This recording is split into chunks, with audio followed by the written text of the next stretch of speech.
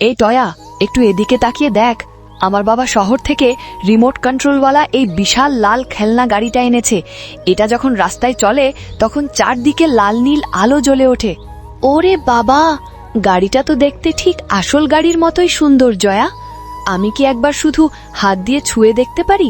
আমার অনেক দিনের শখ এমন একটা গাড়ি দেখার। একদম কাছে আসবি না, তোর এই ধুলো মাখা নোংরা হাতে ধরলে আমার দামি গাড়ির পালিশ এক নিমেষেই নষ্ট হয়ে যাবে। জানিস এটা কত দামি? তুই কেন সবসময় আমাকে এভাবে আমার গরিব অবস্থা নিয়ে কথা শুনিয়ে কষ্ট দিস জয়া? আমি তো তোর কাছে গাড়িটা চেয়ে বসিনি, শুধু একটু আদর করে দেখতে চেয়েছিলাম।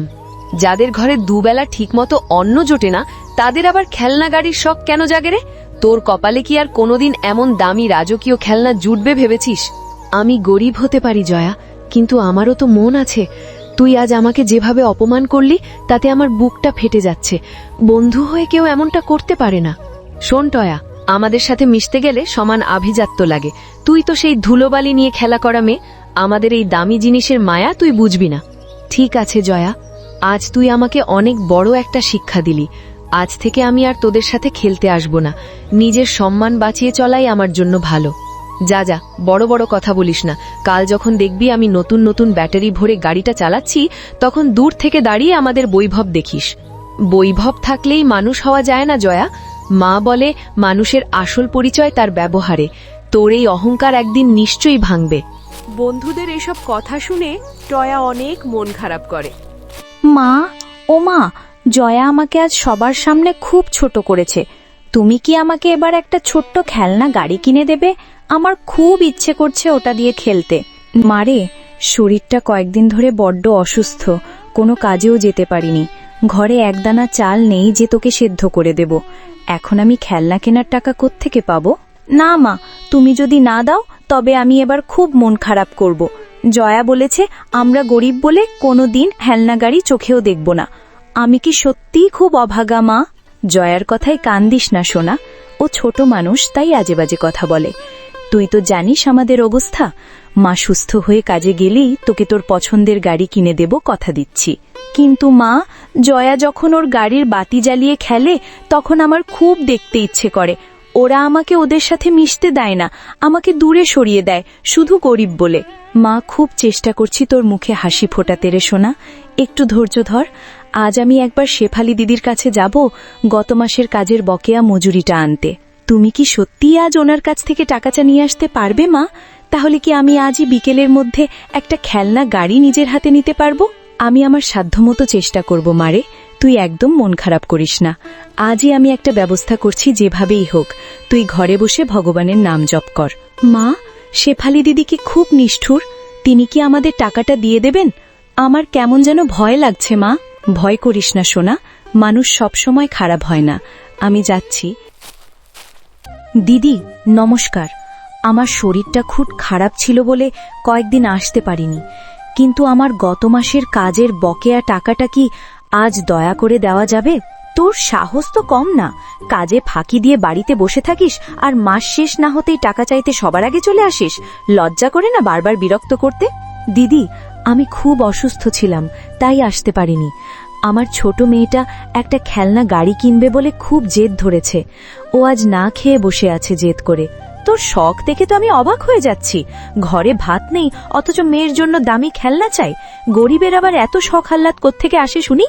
দিদি, আপনার কাছে ওটা সামান্য টাকা হতে পারে, কিন্তু আমার মেয়ের মুখে একটুখানি হাসি ফোটাতে ওই টাকাটাই আমার কাছে এখন পাহাড়ের মতো সমান। দয়া করে ফিরিয়ে দেবেন না। বললাম তো এখন আমার হাতে টাকা নেই। এক কথা বারবার বললে তোকে কাজ থেকেই ছাড়িয়ে দেব চিরতরে। এখন আমার চোখের সামনে থেকে দূর হ। দিদি, আপনার কাছে হাত জোড় করছি, সামান্য কিছু টাকা দিলেও মেয়েটার মনটা শান্ত হতো। ওর কান্না মা হয়ে আমি আর সইতে পারছি না। দয়া করুন দিদি। ভিখারির মতো দাঁড়িয়ে থাকলেই টাকা পাওয়া যায় না। যা ভাল এখান থেকে, নয়তো ঝাড়ু পেটা করে গ্রাম ছাড়া করব। একদম মেজাজ খারাপ করবি না আমার। আপনি এত নিষ্ঠুর হবেন না দিদি। অভাগার চোখের জল মাটিতে পড়লে অকল্যাণ হয়। আমি না খেয়ে থাকলেও আমার বাচ্চাটার কষ্ট সইতে পারি না। তোর জ্ঞান শুনতে আসেনি। আমার বাড়ি থেকে বেরো এক্ষুনি, না হলে লোক ডাকতে বাধ্য হব। যা বলছি। মাও আমাকে খেলনা কিনে দিতে পারল না। শেফালি দিদি মাকে কত অপমান করল। আমি বোধহয় সত্যি অনেক অভাগা, আমার কপালে কিছুই নেই। কেই হয়েছে ছোট্ট নাতনি আমার? তুমি এই ভর দুপুরে বনের ধারে নির্জন জায়গায় বসে এভাবে একা একা কান্না করছো কেন?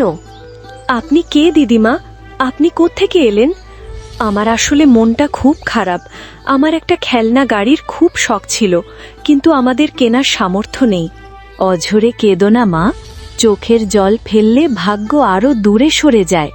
এই নাও, এই 500 টাকার নোটটা রাখো, এটা দিয়ে তুমি তোমার মনের মতো সুন্দর খেলনা কিনে নিও। না না দিদিমা, আমি আপনার কাছ থেকে এই টাকা কোনোভাবেই নিতে পারবো না। আমার মা শিখিয়েছে পরিশ্রম ছাড়া কারো কাছ থেকে কিছু নেওয়া অনুচিত।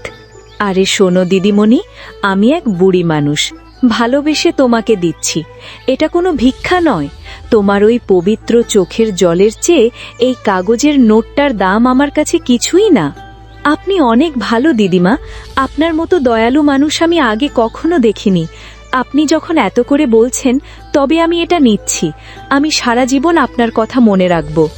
যাও নাতনি, তোমার সুখের দিন শুরু হোক। তবে মনে রেখো, শুধু খেলনা কিনলেই হয় না, বুদ্ধি আর সততা দিয়ে সব জয় করতে হয়। সাবধানে যেও বাড়ি। আপনি কি এখানেই থাকেন দিদিমা? আপনার সাথে কি আবার আমার দেখা হবে? আমি আপনাকে ধন্যবাদ দিতে চাই। সময় হলে সব দেখা হবে মা। এখন বেলা পড়ে আসছে, তাড়াতাড়ি নিজের গন্তব্যে যাও। ভগবান তোমার সহায় হন।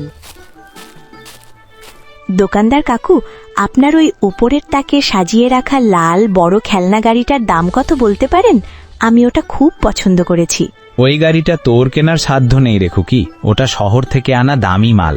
ওটা নিতে গেলে তোকে পুরো 500 টাকা দিতে হবে। কাকু, পাশের বাজারের বড় দোকানে তো দেখলাম এই একই মডেলের খেলনা 300 টাকায় বিক্রি হচ্ছে। আর আপনারই বাক্সের উপর কত ধুলো জমেছে, নিশ্চয়ই এটা অনেক পুরনো। আরে না না, এটা একদম নতুন মাল। তবে তুই যখন বলছিস ধুলো জমেছে, আচ্ছা যা, তোর জন্য 400 টাকা রাখবো। এর নিচে 1 পয়সাও হবে না। কাকু, আমি ছোট হতে পারি, কিন্তু আমি বোকা নই। গাড়িটার পিছনের চাকাটা একটু ঢিলে দেখা যাচ্ছে। এটা নিয়ে গেলে আমাকে আবার মেরামতি করতে হবে। মেয়েটা তো দেখছি হারে হারে চালাক। আচ্ছা ঠিক আছে বাবা, তুই অনেক কথা বলিস। বল তো, তুই কত টাকা দিবি এটা নিতে? আমি আপনাকে 250 টাকা দেব। এটা নিলে আপনি এখনই নগদ টাকাটা পাবেন, না হলে আমি পাশের বাজারের বড় দোকানে চলে যাব, ওখানেই ভালো জিনিস পাওয়া যায়। আরে না রে কোকি, 250 টাকায় তো আমার কেনা দামও উঠবে না। তুই তো দেখছি আমাকে লোকসানে ফেলবি। 300 টাকা অন্তত দে। না কাকু, 250 টাকাই আমার শেষ কথা। আপনি না চাইলে আমি চললাম। জয়ার গাড়িটা এর থেকে ছোট ছিল, কিন্তু আমি বড়টাই চাই। আচ্ছা বাবা, তোর সাথেই হার মানলাম। নে, 250 টাকাই দে আর গাড়িটা নিয়ে বাড়ি যা। তোর মতো এত বুদ্ধিমতী মেয়ে আমি খুব কমই দেখেছি।